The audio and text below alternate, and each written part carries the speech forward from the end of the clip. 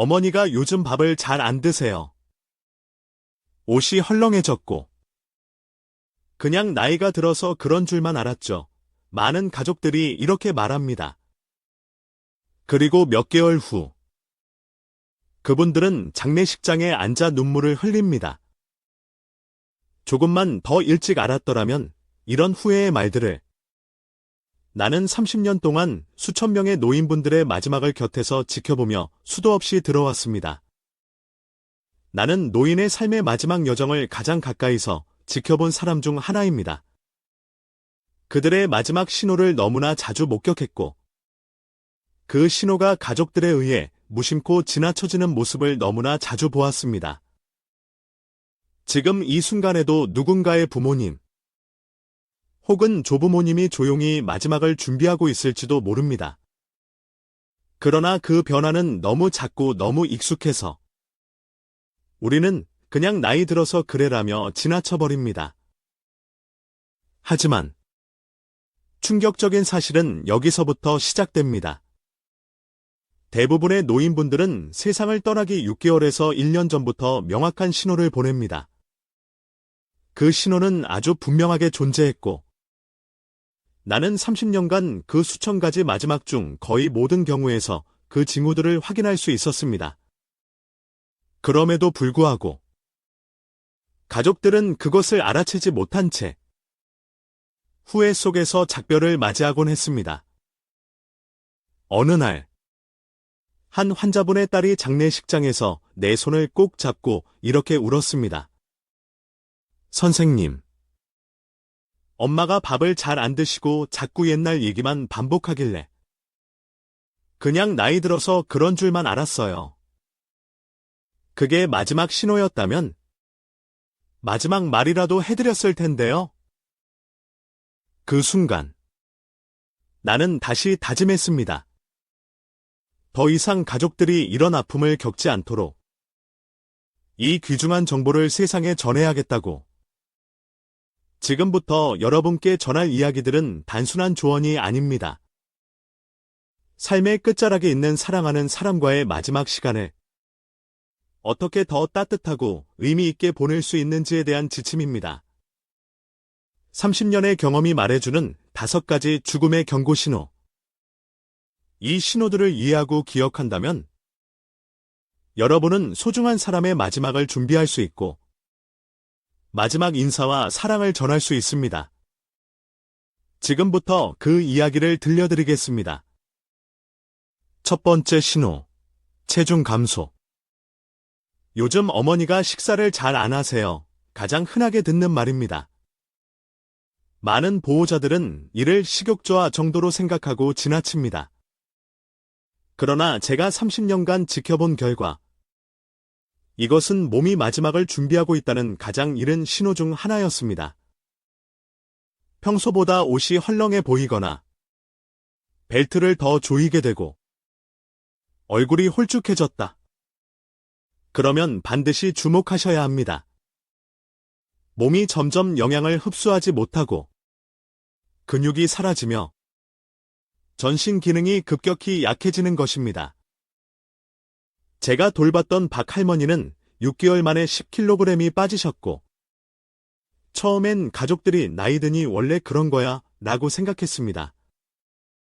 그러나 3개월 후, 할머니는 세상을 떠나셨습니다. 통계적으로 내가 돌본 어르신 중 80% 이상이 돌아가시기 1년 전부터 체중이 줄기 시작했습니다. 처음엔 2-3kg로 시작되지만 이후 가속도가 붙으며 빠르게 감소합니다. 이 신호를 발견하셨다면 무조건 많이 먹이려고 하기보다 소화가 잘 되는 부드러운 음식을 조금씩 자주 드시는 것이 중요합니다. 국물 있는 음식, 죽, 미음이 좋고 무엇보다도 수분 섭취가 생명줄이 됩니다. 노인은 갈증을 잘 느끼지 않기 때문에 탈수가 쉽게 일어나며 하루 8잔 정도의 물을 나눠 드시게 해야 합니다. 체중 감소는 단순한 다이어트 현상이 아닙니다. 그것은 생명의 등불이 서서히 약해지고 있다는 신호입니다. 이 첫 번째 신호를 놓치지 마세요. 이것을 인지한 순간, 이미 소중한 사람과의 마지막을 준비하는 여정이 시작된 것입니다. 두 번째 신호, 극심한 탈진과 쇠약. 요즘 아버지가 항상 피곤해하세요. 말수도 줄고, 소파에만 앉아 계세요. 이 또한 많은 보호자들이 그냥 노화의 일부분으로 여기며 지나치는 증상입니다. 그러나 이 피로는 단순한 피곤함이 아닙니다. 아무리 자고 쉬어도 회복되지 않는 깊고 지속적인 피로는 몸이 에너지를 보존하려는 생물학적 반응, 즉 마지막 여정을 준비하는 상태에 접어들었음을 의미합니다. 제가 10년 전 만난 한 할아버지는 평생 농사를 지으셨고 새벽 5시면 기상의 밭으로 향하던 분이었습니다. 그런데 어느 날부터인가 아침에 일어나는 것이 너무 힘들다며 누워만 계셨고 점점 화장실 가는 것조차 힘겨워졌습니다. 가족들은 그 나이면 당연히 힘들지라고 했지만 그 변화가 시작된 지 7개월 후 그는 조용히 가족 곁을 떠났습니다. 몸의 대사 기능이 저하되고 에너지를 만들어내는 능력이 떨어질 때 사람의 몸은 꼭 필요한 장기 기능만 유지하는 생존 모드로 들어갑니다. 계단을 오르기 어려워하거나 조금만 걸어도 숨이 차고 일상적인 집안일조차 버겁게 느껴진다면 그건 단순한 노화가 아닙니다. 몸이 마지막 준비를 하고 있다는 경고입니다. 게다가 이런 육체적 쇠약은 자연스럽게 사회적 고립으로 이어집니다. 친구를 만나는 것도, 가족 모임에 참여하는 것도 너무 버거워지죠. 이로 인해 감정적인 위축과 무기력함이 동반되며 점점 대화와 접촉을 줄이고 내면으로 후퇴하게 됩니다. 내가 3,000명 이상의 말기 환자를 돌보며 확인한 것은 이런 탈진이 시작되면 대부분 6개월에서 1년 사이에 큰 변화가 찾아온다는 점입니다. 그렇다면 우리는 무엇을 해야 할까요? 가장 중요한 것은 강요하지 않는 것입니다.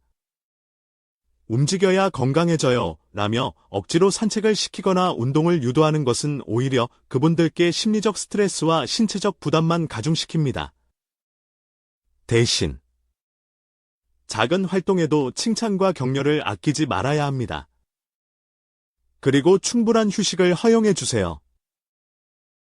무엇보다 중요한 것은 함께 있는 시간의 질을 높이는 것입니다. 대화를 많이 하지 않아도 괜찮습니다.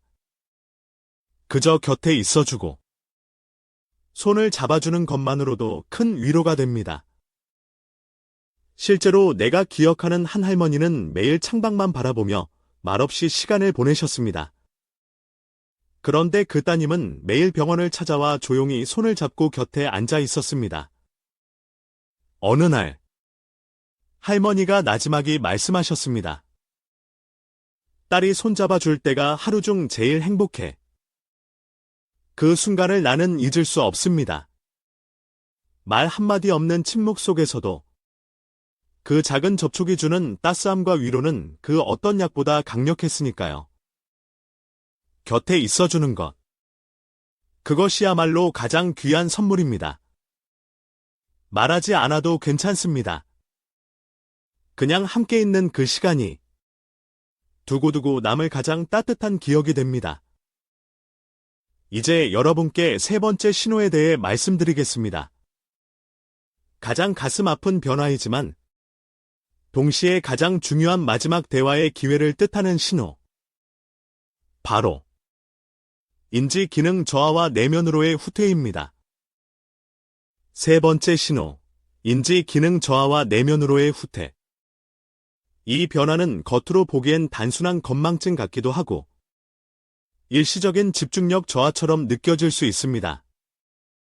하지만 이 신호는 단순히 나이 들어서 생기는 치매와는 결이 다릅니다. 삶의 끝자락이 가까워질 때 뇌에 나타나는 신경학적 변화는 조금 더 조용하고 서글프게 다가옵니다. 정 할머니는 40년간 초등학교 교사로 일하시던 누구보다 똑 부러지고 총명했던 분이었습니다. 그러나 어느 날부터 같은 질문을 반복하시고 가족들 이름을 자꾸 헷갈려 하기 시작했습니다. 가족들은 치매 검사를 받게 했지만 검사 결과는 정상이었습니다. 그리고 정확히 5개월 후 할머니는 세상을 떠나셨습니다. 이처럼 병원에서 아무런 이상이 없다고 해도 뇌로 가는 혈류가 줄어들면서 뇌세포 기능이 서서히 저하되는 경우가 많습니다. 갑자기 길을 잃거나 사소한 결정을 내리지 못하거나 매일 하던 취미 활동에 흥미를 잃는다면 이는 단순한 노화가 아닌 삶의 종료를 향한 뇌의 반응일 수 있습니다. 더 주목해야 할 변화는 내면으로의 후퇴입니다. 평소 수다스럽고 활발하던 분이 어느 순간부터 말수가 줄고 가족 모임에서도 한쪽 구석에 앉아 조용히 계시고 대화에는 거의 참여하지 않으려 합니다. 그저 창밖을 멍하니 바라보거나 먼 과거의 이야기, 자신의 유년 시절, 젊은 시절, 결혼 이야기 같은 늘 반복해서 말합니다. 이것은 마치 자신의 삶을 정리하고 마지막 인생 페이지를 넘기려는 무의식적인 행동입니다. 내가 수많은 사례를 통해 확인한 바에 따르면 이런 인지적, 감정적 후퇴가 시작되면 보통 3개에서 6개월 안에 더 큰 신체적 변화가 뒤따릅니다. 그렇기 때문에 이 시기는 너무나도 소중합니다. 마지막 대화를 나눌 수 있는 시간. 아직 감정적 연결이 가능한 순간이기 때문입니다. 하지만 많은 가족들이 이때 실수를 합니다. 정신 차리세요. 왜 그렇게 멍하게 있어요? 이야기 좀 제대로 해봐요. 이런 말은 오히려 어르신들에게 깊은 상처가 됩니다. 현실로 억지로 끌어오려고 하기보다 그들이 머물고 싶은 기억의 공간에 함께 들어가주는 것이 훨씬 따뜻한 방법입니다. 어떻게 해야 할까요? 첫째, 조용하고 안정적인 환경을 만들어주세요. 배경 소음이 적고 조명이 너무 밝지 않으며 방해받지 않는 공간이 좋습니다. 뇌가 지친 상태이기 때문에 자극을 줄이는 것이 중요합니다. 둘째, 짧고 간단한 문장으로 천천히 말해주세요. 대답을 재촉하지 말고 기다려주세요. 중요한 건 대답이 아니라 함께 있다는 사실입니다.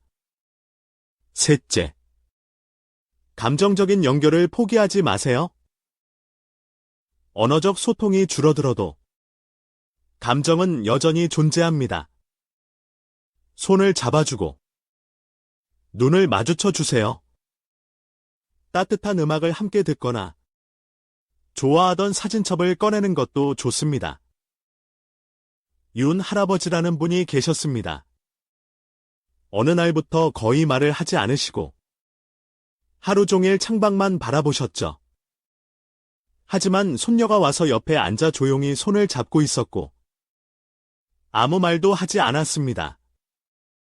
그런데 갑자기 할아버지가 미소를 지으시며 이렇게 말씀하셨습니다. 우리 손녀. 그 순간은 말보다 깊은 사랑이 오가는 기적 같은 장면이었습니다. 감정의 교감은 말보다 훨씬 더 오래 남고 더 깊이 전해집니다. 이 시기에 사랑하는 사람과 마지막 대화를 나눌 수 있다는 것. 그것은 너무나 소중한 선물입니다. 이제 4번째와 5번째 신호를 알려드리겠습니다. 이 2가지는 서로 매우 밀접하게 연결되어 있으며 마지막 순간이 임박했을 때 거의 동시에 나타나는 경우가 많습니다. 그리고 이 신호들은 가장 결정적이고 분명한 신호이기도 합니다. 4번째 신호, 면역력 저하. 요즘 엄마가 감기에 자주 걸려요. 상처도 잘 안 낫고요. 이런 말도 처음에는 별일 아니라고 생각하기 쉽습니다. 계절 독감이 유행일 수도 있고, 노인이면 회복이 더디다고 여기기 때문이죠. 하지만 갑자기 면역 체계가 약해지면서 반복적으로 감염되거나 작은 상처조차 회복되지 않는다면 이것은 단순한 면역 저하가 아닌 삶의 마지막 단계에서 나타나는 명백한 경고일 수 있습니다. 내가 돌봤던 당 할머니는 평생 감기 한번 앓지 않으신 건강 체질이셨습니다. 그러나 돌아가시기 약 6개월 전부터 반복적인 감기 증세가 시작됐고 한번 낫는가 싶으면 또 걸리고 그런 일이 몇 주 간격으로 계속됐습니다. 게다가 작은 종이에 베인 상처 하나가 2주가 지나도 아물지 않았습니다. 가족들은 요즘 감기가 독해서 그래요 라고 생각했지만 나는 직감적으로 알 수 있었습니다. 몸이 스스로를 보호할 수 있는 힘을 잃어가고 있다는 것을. 사실 나이가 들면 면역력은 자연스럽게 떨어집니다.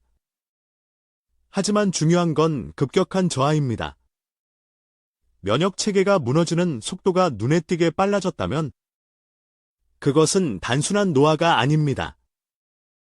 몸이 더 이상 외부 자극에 대응할 여력이 없고 스스로를 지키는 기능을 멈추기 시작했다는 신호입니다. 또한 요로 감염, 폐렴, 대상포진, 입안 염증 등이 잦아지기 시작하면 이는 생명력이 급속도로 소진되고 있음을 나타냅니다. 내가 30년간 수천 명의 환자를 돌보며 기록한 데이터에 따르면 면역력 저하가 나타난 후 세계에서 6개월 내에 상태가 급격히 악화되는 비율이 78%에 달했습니다.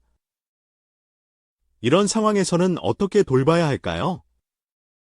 무엇보다 중요한 것은 치료보다 회복에 집중하는 것입니다. 의학적 개입이 필요한 경우도 있지만 무리한 항생제 처방이나 병원 출입이 반복되면 오히려 노인의 몸에 더 큰 부담을 줄 수 있습니다. 실내 온도를 일정하게 유지하고 청결에 신경 쓰며 수분 섭취를 충분히 유지하는 것. 이것만으로도 감염 위험을 크게 낮출 수 있습니다. 또한 면역력을 돕는 가장 중요한 요소는 바로 정서적 안정입니다. 스트레스를 줄이고 평온하고 안정적인 일상을 유지해주는 것만으로도 면역 체계는 큰 힘을 얻습니다. 이제 마지막이 다가왔음을 가장 명확하게 보여주는 신호, 5번째 신호, 호흡과 혈액순환의 변화를 말씀드리겠습니다. 이 신호는 대부분의 사람들이 알아채기 어렵지만 삶의 마지막 단계에 가까워졌다는 결정적 징후입니다. 숨소리가 달라졌다는 말을 듣는 순간 나는 마음속으로 카운트를 시작합니다. 이제는 정말 그 마지막이 가까워졌다고. 5번째 신호, 호흡과 혈액순환의 변화. 마지막을 준비하는 몸은 가장 먼저 호흡의 리듬에서 그 징후를 드러냅니다. 숨이 얕아지고 일정하지 않은 패턴으로 변하며 때때로 숨을 들이쉴 때 그르렁 혹은 가쁜 헐떡임 같은 낯선 소리가 나기 시작합니다. 이런 변화는 종종 밤이나 새벽에 더 두드러지며 낮잠을 자는 시간이 점점 길어지는 것도 이 신호의 일부입니다. 내가 돌봤던 이병철 할아버지는 한여름에도 두꺼운 양말을 신고 무릎에 이불을 덮고 계셨습니다. 처음엔 가족들도 에어컨 바람이 차서 그렇겠지라며 가볍게 넘겼지만 나는 알고 있었습니다. 손발이 항상 차가워지고 손톱과 입술 끝이 점점 파랗게 변하는 것, 이것은 심장이 더 이상 전신에 혈액을 충분히 보내지 못하고 있다는 매우 중대한 경고입니다. 심장 기능이 저하되면 몸은 필수 장기에만 혈류를 집중시킵니다. 그 결과 손끝과 발끝 같은 말초 부위는 점점 차가워지고 감각도 무뎌지며 체온이 급격히 떨어지죠.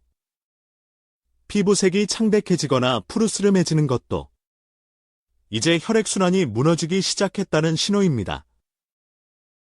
또한 숨소리의 변화는 대부분 사람들이 처음에는 잘 인지하지 못합니다. 하지만 숨이 끊기는 듯 끊기지 않고 갑자기 멎었다 다시 쉬는 식의 불규칙한 호흡 패턴이 시작된다면 그건 이제 삶의 마지막 장을 넘기고 있다는 의미입니다. 내가 3,000명 이상의 말기 환자와 함께한 기록 속에서 이 신호는 거의 예외 없이 등장했습니다. 이 신호가 나타난 뒤 1개월 이내에 중대한 변화를 겪는 비율은 무려 82%에 달했습니다. 이때는 어떤 돌봄이 필요할까요? 첫째, 무리한 치료보다는 편안함에 집중해야 합니다.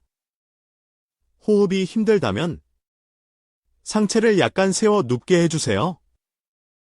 이 자세는 폐에 부담을 덜어주고 숨쉬기를 조금 더 편안하게 만들어줍니다. 손발이 차가울 땐 두꺼운 담요보다 부드럽고 가벼운 모은 양말이나 무릎 담요가 좋습니다. 너무 무거운 이불은 오히려 호흡을 더 어렵게 만들 수 있으니 피해야 합니다. 둘째, 공기 흐름에 신경 써야 합니다. 방 안이 답답하지 않도록 창문을 살짝 열거나 공기청정기를 활용하세요. 단, 직접적인 찬바람은 절대 피해야 합니다. 선풍기를 쓸 땐 벽을 향하게 하거나 간접 바람으로 설정해 주세요. 셋째, 수분 섭취는 이 시기의 생명줄입니다. 물을 많이 마시기 힘들어하는 어르신에겐 얼음 조각, 젤리 형태, 수분 보충용 음료를 사용하세요. 입술이 마르지 않게 자주 립밤을 발라드리고 입안이 건조하지 않도록 인공 타액 스프레이도 유용합니다. 이 시기에는 너무 많은 의학적 개입보다 작고 섬세한 배려가 가장 큰 위로가 됩니다. 과도한 치료는 오히려 남은 시간의 질을 떨어뜨릴 수 있다는 것을 잊지 마세요. 이제 필요한 것은 생명을 유지하는 것이 아니라 남은 삶의 순간을 지키는 것입니다. 나는 평생 잊지 못할 김 할아버지의 이야기를 마지막으로 여러분께 전하고 싶습니다. 할아버지의 가족은 이 5가지 신호를 일찍 알아차렸습니다. 그래서 병실 침대를 거실로 옮겨 가족들 속에서 하루하루를 함께 보낼 수 있도록 했습니다. 손주들은 학교에서 돌아오면 할아버지 옆에서 숙제를 했고 가족들은 할아버지가 좋아하시던 예능 프로그램을 함께 보며 웃고 이야기했죠. 그리고 손녀는 매일 할아버지의 이야기를 녹음했습니다. 할아버지의 인생 이야기라는 가족 역사책을 만들기 위해서요. 그 책 속에는 젊은 시절의 열정, 가족을 지키기 위해 흘린 땀, 손녀를 처음 안았던 날의 감정까지 할아버지의 전 생애가 담겼습니다. 그리고 마지막 날, 할아버지는 가족 모두의 손을 한 번씩 잡고 가장 잔잔하고 평화로운 얼굴로 눈을 감으셨습니다. 이것이 바로 준비된 이별이 주는 기적입니다. 눈물만이 아닌 사랑과 감사로 가득 찬 작별, 그리고 평생 간직될 아름다운 기억. 지금부터라도 여러분은 이 5가지 신호를 기억하세요. 단순히 두려워하지 마세요.